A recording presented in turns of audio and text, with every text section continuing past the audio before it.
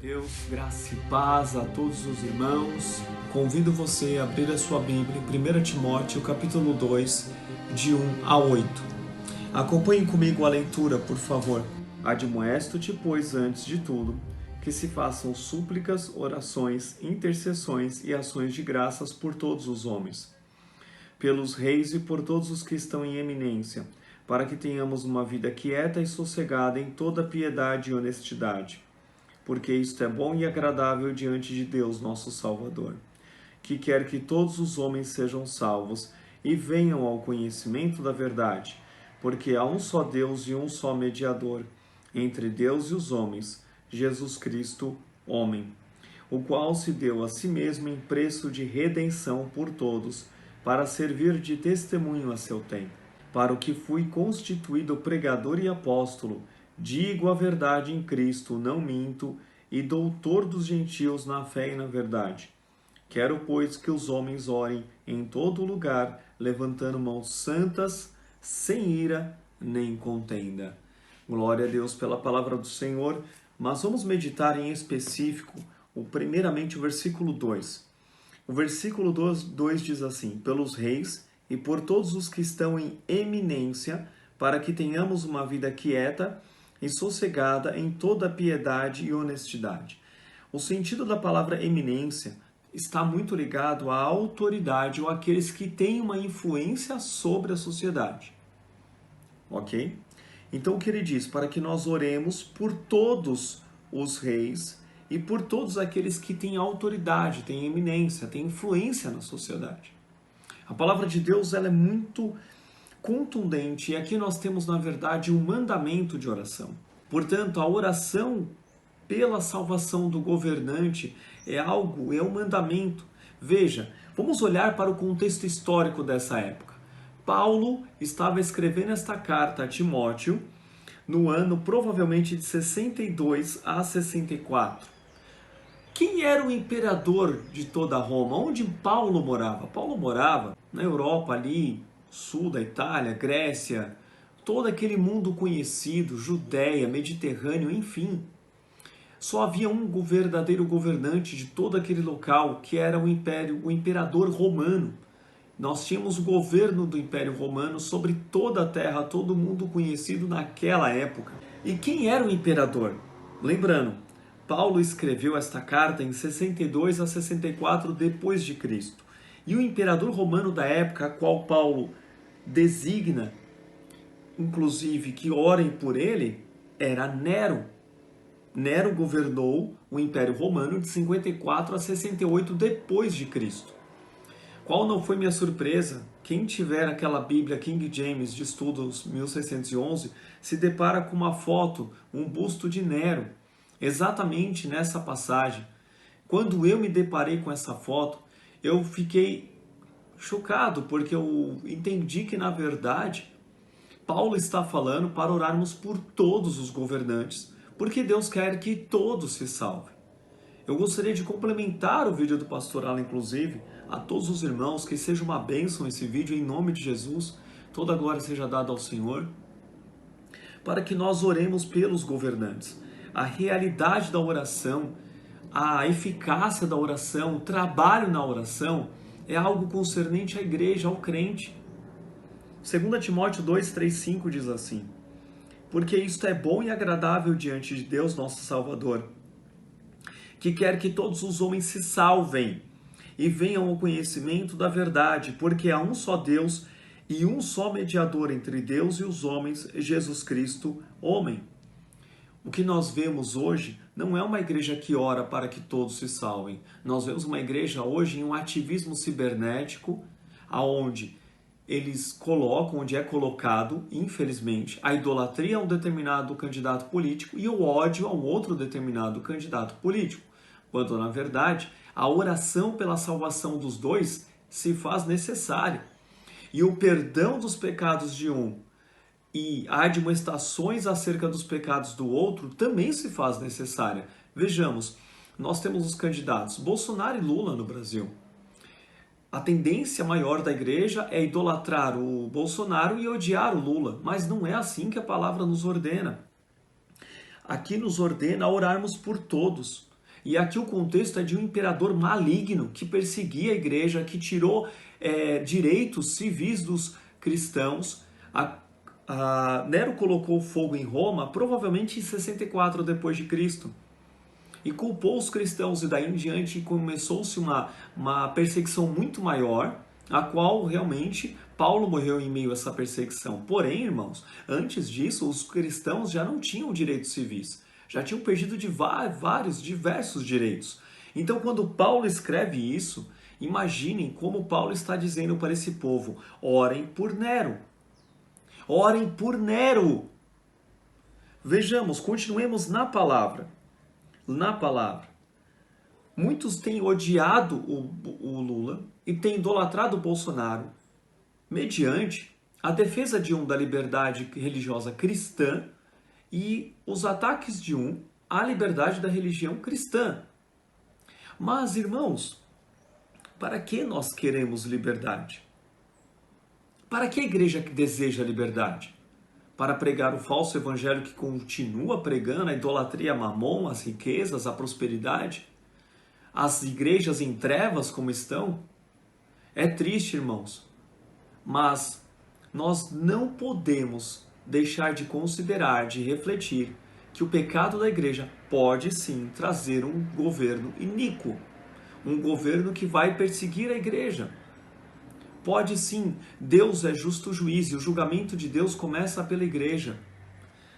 Lucas 24, 46 a 47 diz assim: E disse-lhes: assim está escrito, Jesus disse, e assim convinha que o Cristo padecesse e ao terceiro dia ressuscitasse dentre os mortos, e em seu nome se pregasse o arrependimento e a remissão dos pecados em todas as nações, começando por Jerusalém. Qual o evangelho que tem sido pregado nos dias de hoje? Será que é o do arrependimento? Ou é o do você é o centro do coração de Deus? Ou você tem de comer o melhor dessa terra? Não importa os seus pecados? Não se fala de arrependimento de pecados? Para que a igreja quer liberdade? Para continuar pregando esse tipo de evangelho, nós precisamos nos arrepender do pecado de não pregar o evangelho. Pois isto sim pode trazer um governo iníquo. Não adianta ter ativismo cibernético se não houver quebrantamento espiritual, se não houver oração, arrependimento, pedido de perdão pela idolatria e o ódio ao outro. O julgamento de Deus virá. De uma maneira ou de outra, ele vai vir. Através das urnas, de um presidente ou não, vai vir. Sobre a igreja brasileira virá. E ainda continua aqui com os irmãos que realmente, irmãos, as orações mudam o mundo. Muitos têm canonizado a direita e odiado a esquerda. De fato, toda a pauta direita, ela corrobora para que haja um mundo mais semelhante com todos os valores cristãos. Porém, ainda está distante realmente dos valores que Cristo exige da humanidade, de nós e de mim e de você. Todo cristão sabe o quanto nós temos de matar a nossa carne todos os dias, não amar o dinheiro, não amar esse ódio aos inimigos. Nós precisamos nos voltar para Jesus Cristo, para a Bíblia. Portanto, nós não podemos continuar permitindo que as igrejas se tornem, na verdade, altares aos atuais Césares. Tanto na idolatria quanto ao Bolsonaro, quanto na idolatria quanto ao Lula. Existem igrejas que idolatram o Lula também. Portanto, a igreja ela não está mais biblicamente falando. Porque idolatra ou odeia, tanto uma atitude quanto a outra, não é algo que um cristão deve fazê-lo, porque nós só podemos adorar a Deus e Jesus nos diz: ame os teus inimigos. Porém, a igreja odeia até os que idolatra e tem se tornado como eles, infelizmente. Pois Bolsonaro é declaradamente católico. Eu tenho visto em diversos vídeos, podcasts com pastores, não sei se ele já foi confrontado acerca disso, mas me parece que não, pois ele declaradamente é católico. Todos os programas ele é muito bem recebido pelos pastores.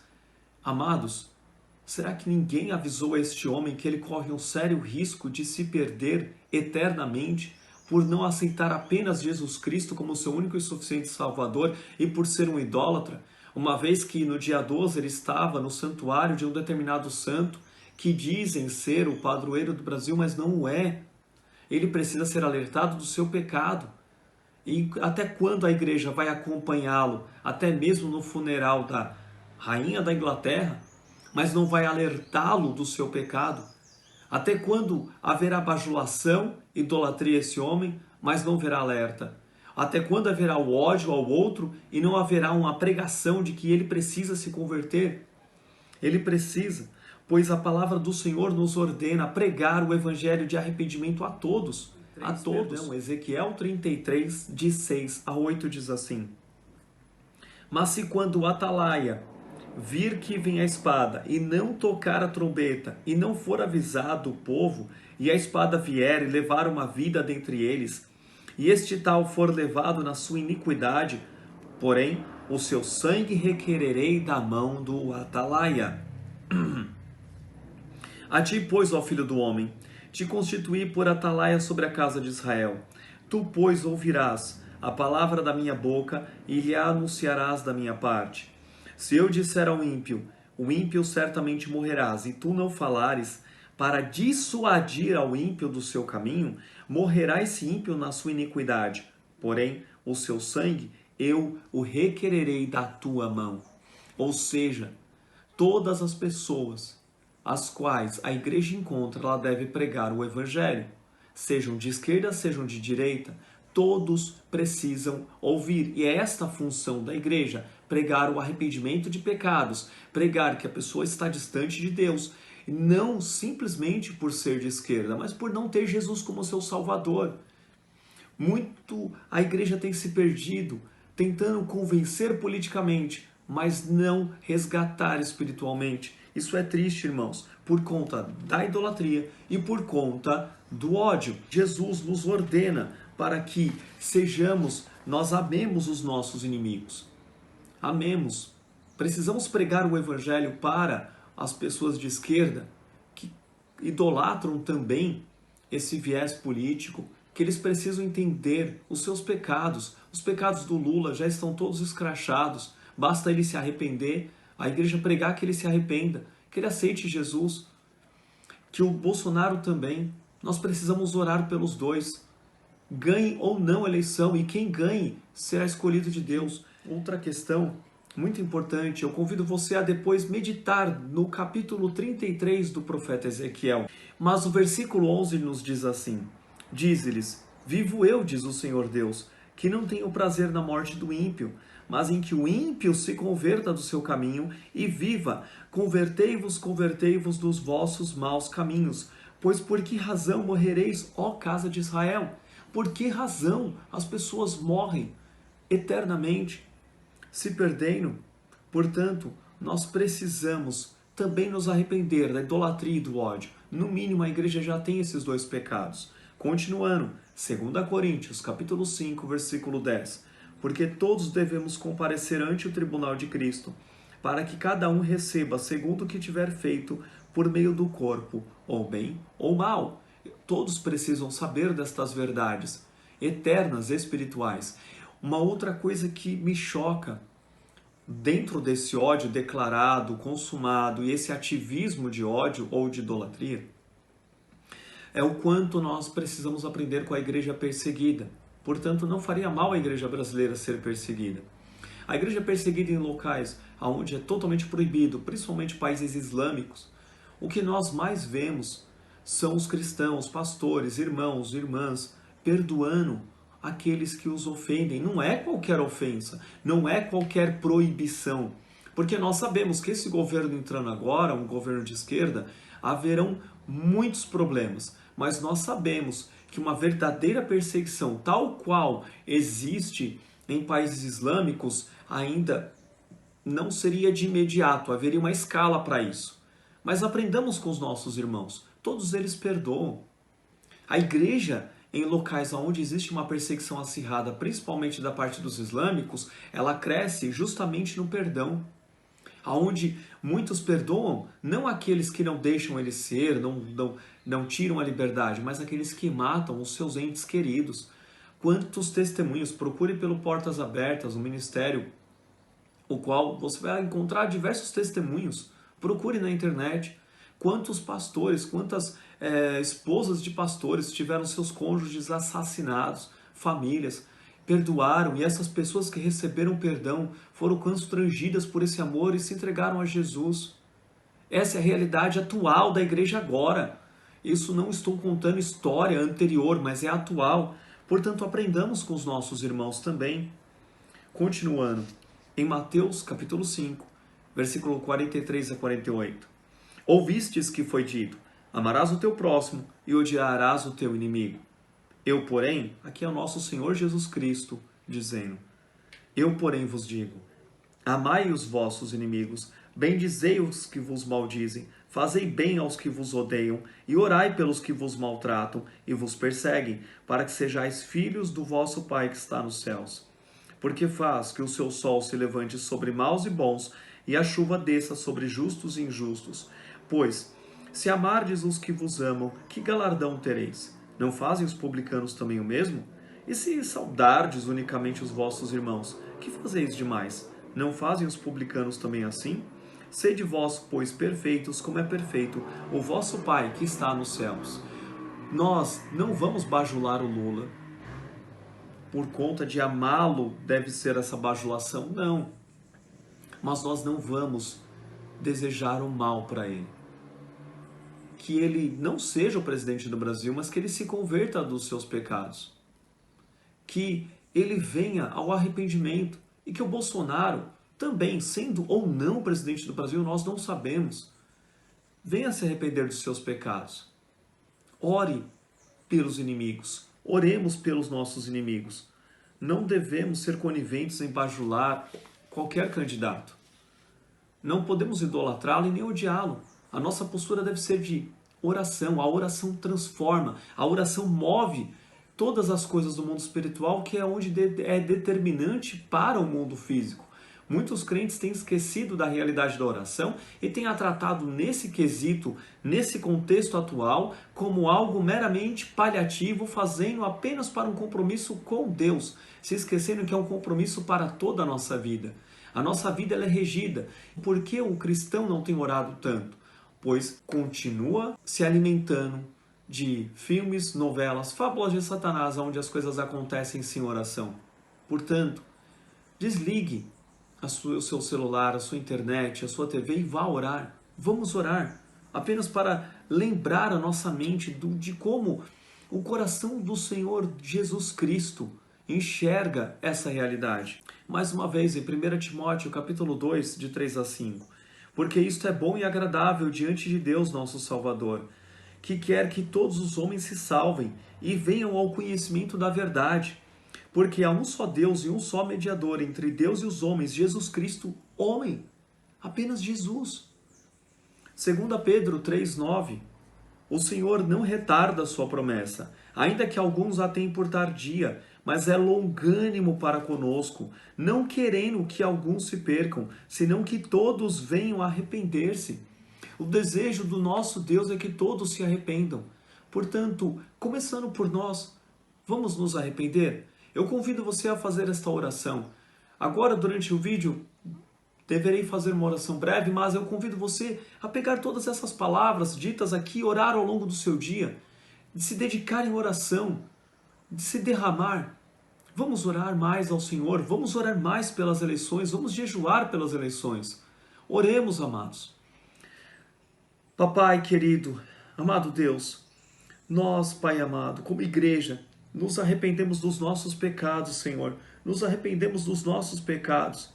De idolatria a um candidato político e a ódio ao outro.